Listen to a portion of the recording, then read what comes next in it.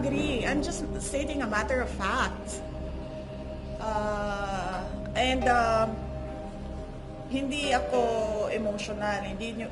Nakita niyo naman ako kung paano ako maging emotional. Hindi pa ako umaabot doon. I'm just stating a fact that really kulang-kulang yung brain cells ng mga taong nagsasalita para sa administration. No, I'm not angry. I'm just stating a matter of fact. And hindi ako emotional. Nakita niyo naman ako kung paano ako maging emotional. Hindi pa ako umaabot doon. I'm just stating a fact that really kulang-kulang yung brain cells ng mga taong nagsasalita para sa administration. Diversionary tactics mo lang yung statement mo na ito ang frontrunner sa 2028 election na gusto kang pabagsakin ng administration? Oh, of course not.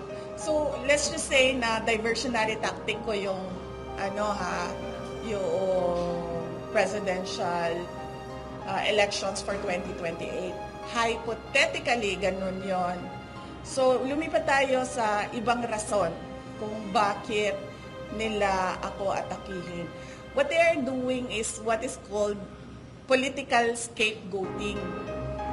Kapag walang nangyayari sa administrasyon mo at walang ginagawa yung principal o yung presidente, ang gagawin nila is magtuturo ng ibang tao.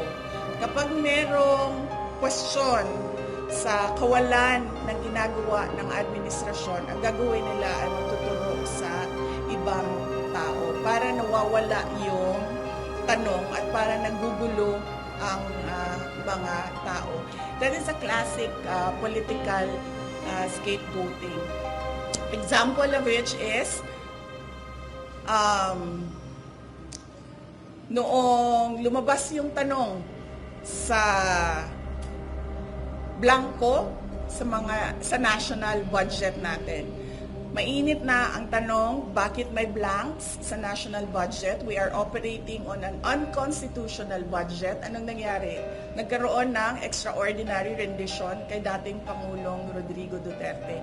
Idagdag na natin doon ang personal scandal ng member ng First Family doon sa United States of America. Anong nangyari? 3 days after, merong nangyari na extraordinary rendition o pagkuha kay dating Pangulong, sapilitang pagkuha kay dating Pangulong Rodrigo Duterte dito sa ating bayan at dinala siya sa the Netherlands. Noong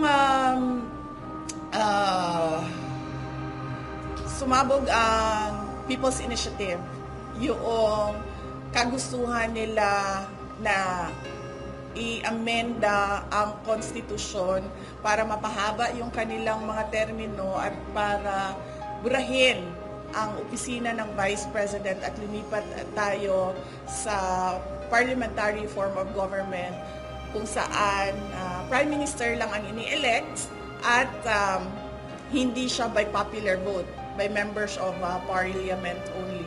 Anong ginawa nila? Nag-file sila ng impeachment dahil mainit na yung mga tao. Doon nagsimula yung we are not for sale. So, that is political scapegoating. Yung wala kang ginagawa, so magtuturo ka na lang ng ibang tao para makalimutan yung kawalan ng proyekto, kawalan ng programa, kawalan ng kaayusan sa ating bansa. So, assuming hindi totoo yung sa presidential election sa 2028, klaro naman sa timeline kung paano nila ginagawa yung pag-atake ng kanilang political opponents para makalimutan ang kanilang mga kabalbalan. Last question. Sinabi ng Malacanang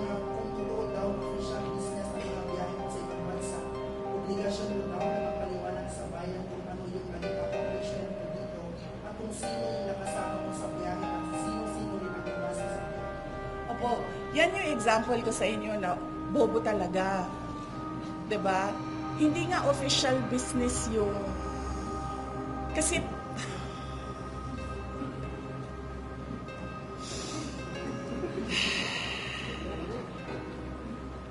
Kailangan ko pa ba mag-explain? Sige, kailangan ko mag-explain nito, no? Kasi ang kausap mo medyo mahina, 'di ba? So, sige.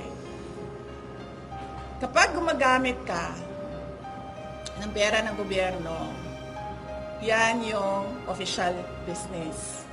Kapag hindi mo ginagamit yung pera ng gobyerno, mag-leave ka at yan yung personal. Okay? Kapag gumagamit ka ng pera ng gobyerno, official business yan, kailangan mo mag-report. Magsabit ng report. Kapag kapag personal siya at walang gamit ng pera ng gobyerno, hindi mo kailangan mag-report. So, ganun lang yan simple na kailangan ko pa i-explain.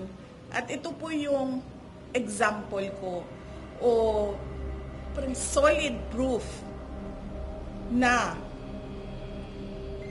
ano ba ibang term ng bobo? Pero yung mas magandang term ng bobo. Iba pa. Ano daw? Sa Bisaya, sa gani, ng bugo gani? Ay. Pero sa kuan, sa Bisaya slang, unsa ang bugo? Oplok.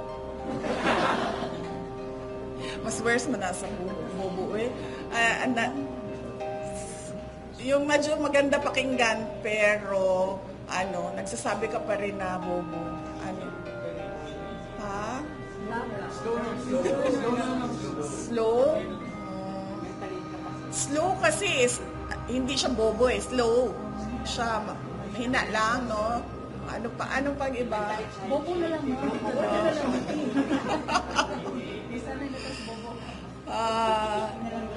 Diba? Yan yung example ko. Kita nyo, kailangan ko pa mag-explain.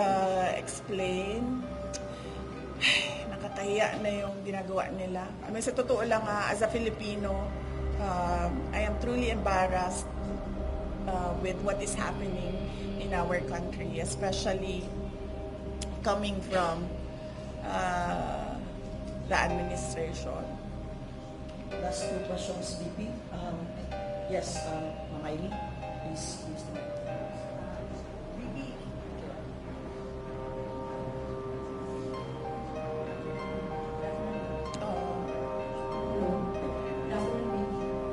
The last election, it was, I think, Sabo, Sara and Bongbong. Ngayon may lumalabas na Sabo at Sara and Bongbong. May possibility ko talaga, and you talk the latest survey, as you the contender of the presidential race, and also Senator Wong was your vice for running. Is this possible? And what's your comment on this? Well, sinabi ko kanina, no, may nagtanong din niyan kanina, galing kami sa Igapos. Masyado pa kasing malayo yung 2028 para natin basihan yung surveys. Ang pinakamaganda kasi na survey na basihan is yung kung pag nakikita mo na kung sino yung mga official candidates ng certain position. Yun yung pinakamaganda na tingnan na survey kasi kandidato na sila lahat. So maganda na yung spread ng numbers. So masyado siyang malayo for 2028 and hindi natin alam kung anong mangyayari bukas. In fact, by my experience,